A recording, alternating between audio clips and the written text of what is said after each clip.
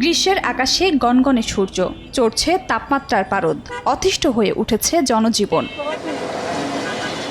বৈশাখের খরতাপে পুড়ছে দেশের বিভিন্ন জেলা। অসহনীয় গরম উপেক্ষা করেই কাজে ছুটতে হচ্ছে শ্রমজীবীদের। খেটে খাওয়া এসব মানুষের নাভিশ্বাস অবস্থা। একটু স্বস্তি পেতে রাস্তার পাশেই বিশ্রাম নেন কেউ কেউ। পিপাসা মেটাতে অনেকে ছুটছেন শরবত কিংবা ডাবের দোকানে।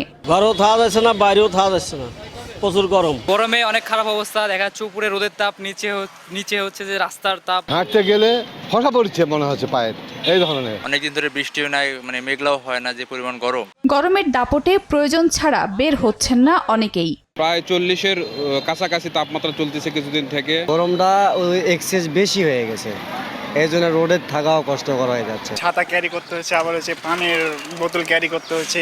প্রায় হচ্ছে ক্লাসে যাচ্ছি তো অনেক ঘেমে যাচ্ছি। দৈনন্দিন কাজে ব্যাঘাত ঘটাচ্ছে। যেমন ক্লাসরুমে যদি আমরা যাই, গরমের কারণে ক্লাসরুমে আমাদের ব্যাঘাত হচ্ছে।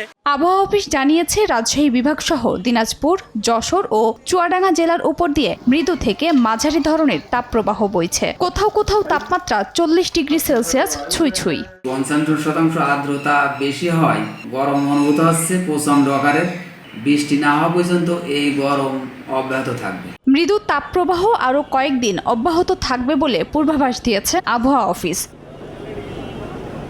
খাদিজা স্বপ্না, সময় সংবাদ।